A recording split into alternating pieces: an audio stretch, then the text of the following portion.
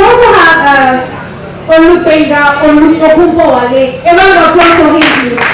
Thank you very much. And finally, we have Miss Yemisi Falaye. A round of applause for her. All right. Thank you very much. So I trust it's going to be really, really, really amazing. So I want you to, pay attention and learn.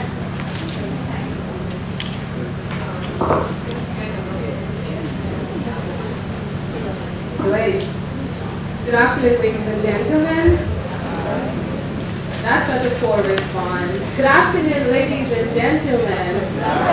Come on. Why aren't you guys responding so well? Good afternoon, ladies and gentlemen. Now that's better. Thank you so much for being a part of this candidate session. My name is Success Igumizim. I am a tech journalist, content creator, and a presenter. So I'm going to give the panelists a chance to introduce themselves. We'll start with you, sir. Okay, good morning. My name is Benga Kwan. I am the founder of Ipa NG. Ipa is a digital agency who build websites and mobile apps to connect customers, to connect businesses to their preferred customers. Thank you very much. Thank you. A round of applause for him, please. Good afternoon. My name is Umiyale Oladoto. I'm a photographer, and aside photography, I also have interest in finance related business with a couple of years experience. I manage some business in a consulting firm. And on the other hand, as I said earlier, I'm a photographer. Thank you. Good morning, everyone. ABC Valerie. I head the entertainment law group of the prestigious law firm called Adekotsu, Cassie Martins Abon, also known as ACASI.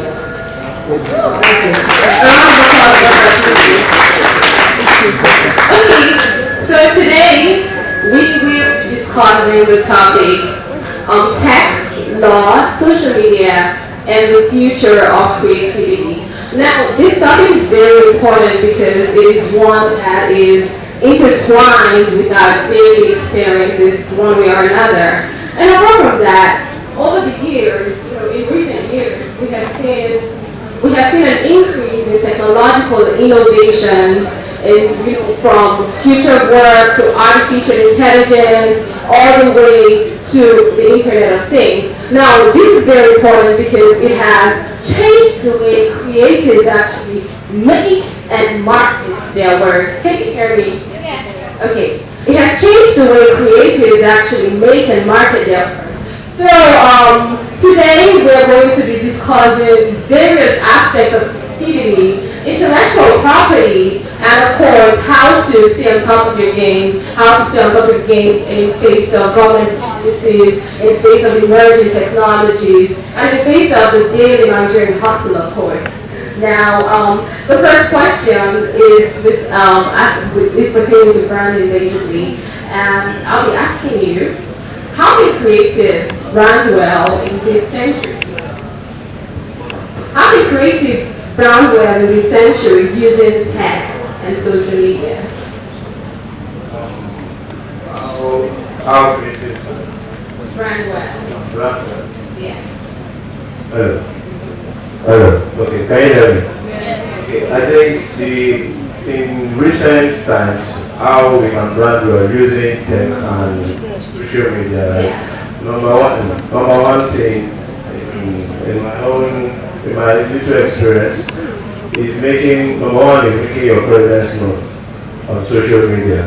If you're going to use social media to improve your business, number one, people have to feel your presence.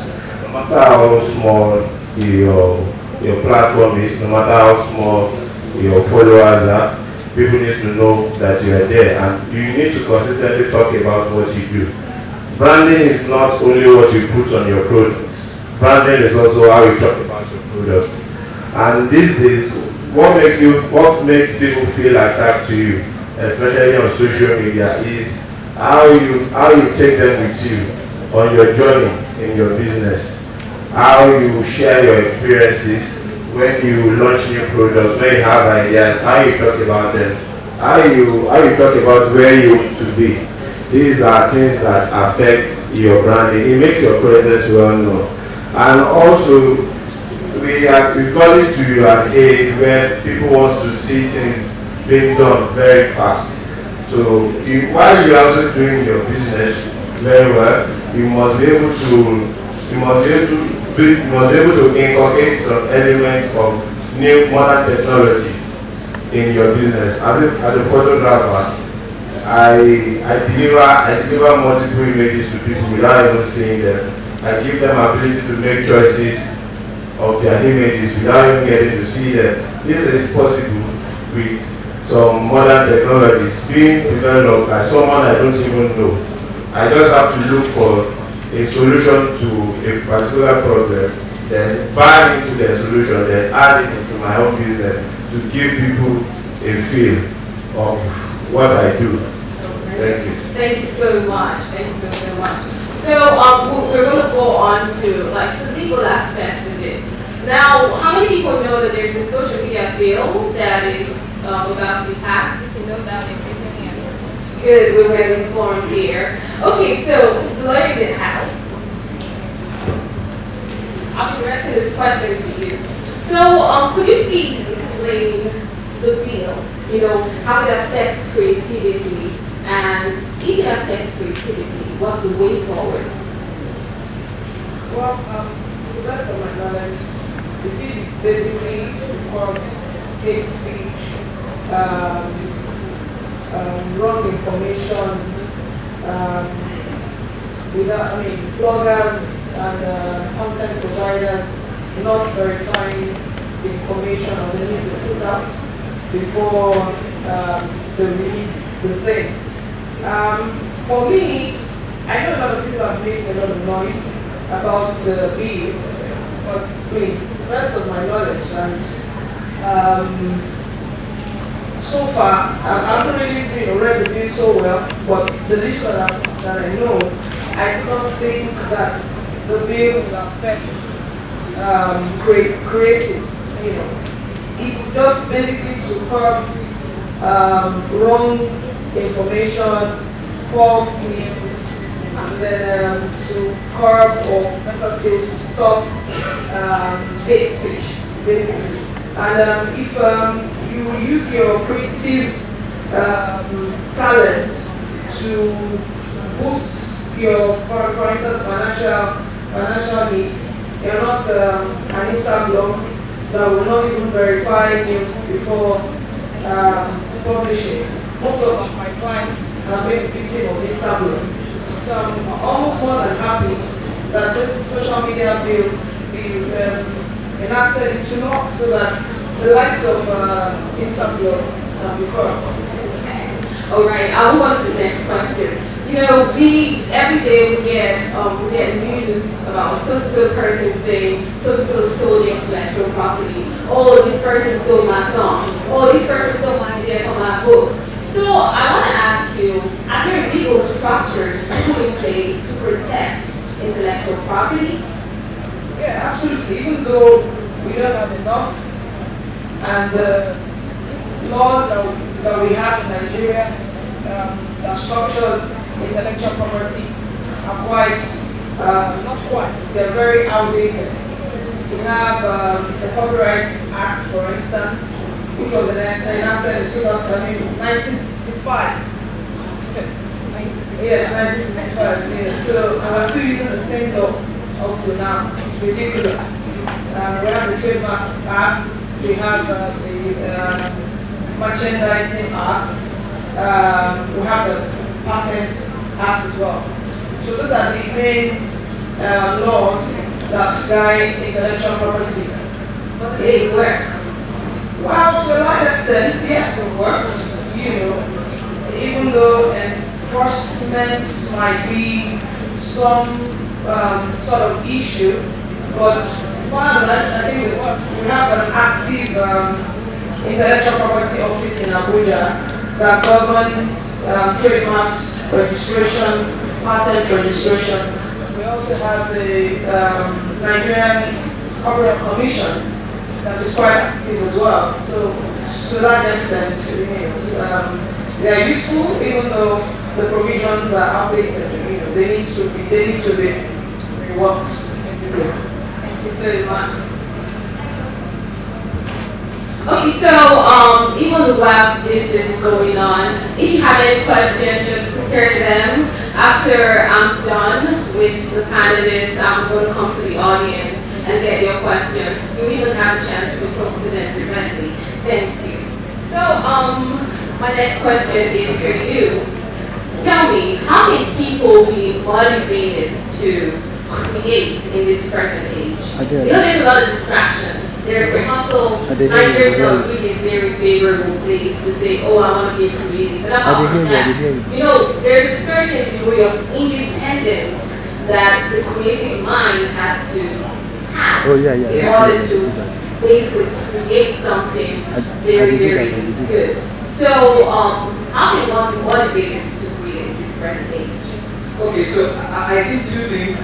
First, I think it's the passion, and then of course I think it's the money. So let me talk about passion. Being creative, for instance, is very exciting. Regardless of the kind of creativity, for instance, maybe it's writing, it's maybe designing. For instance, I already digital agency, so I mean, we don't design, we think design, we do design all the time. Whether it's a website or mobile app and all. So creativity itself is, the creative space itself is a very exciting space you want to be. And the way you think as a creative is quite different from the way a regular person thinks. Right? A creative person can pretty much pick a concept from anything. For instance, look at the way rappers, look at the way they just come up with lines and all of that. Look at the way writers and dancers. So regardless of the field that you want to pick, one key thing is that if you intend to go into the creative space, you can never be bored. Like your work is interesting, your life is interesting. So that's one part. The passion, the freedom to live your passion, to unleash your potentials. And then number two is of course the money. Now, of course, the truth is that if you have Nigerian friends like I do, if you tell them that you want to maybe become a dancer or you want to become a writer or something, I'm sure some of your parents will probably do 30 days fast and pray on your behalf. Exactly. Am I correct? Now, look how I answer too. My mom said, oh my God. They can even call the family meeting on your case and like, as our son gone mad, right? So, yeah, there is this concern that if you're not studying, and I know that there are a lot of law students here, that if you're not studying maybe professional course like law, or like medicine, you probably will blow the Nigerian sense of it. So I get that, However, one of the things, the trends that we have right now is that creatives are really making money. The truth is that it's not a smooth line, it's not a straight trajectory. And I would say, you see, results cancel results. It's really about the results, the track records, no matter how small. For instance, could be, say you want to go into dancing, you want to start your agency, you want to do something creative. Why not do something exceptional with anything that you're doing? Because with every single award that you win, with every single recognition that you get, all the people around you, your parents, everybody, they really believe in you, little by little. For instance, I left chemical engineering, psychology, for instance, right? And then of course my parents thought I was crazy, right? Because they were like, how can you be such a very creative path for this, right? But it was the reason why they were able to, believe in me and trust that creative decision was because of some of the things that I've been doing before them. Some of the track records and recognitions that I come. So they were like, yeah, we know our son is crazy, but he's going to be fine, and all. So I think like those are the two key things. Your passion gives you the opportunity to really explore, and then two is the money. The money is also very, very key because of course you don't want to be a broke creative. So one more question for you though, since you're coming from tech perspective. So how can present technologies like the Internet of Things, like artificial intelligence, affect the creative industry? Well, they're already affected it in a big way. So yes. So for instance, you talk about Internet of Things. Right? The way entertainment is right now, if you watch Oscar Awards, Grammy Awards, you see what they do with technology. Even lighting alone. I'll give you an example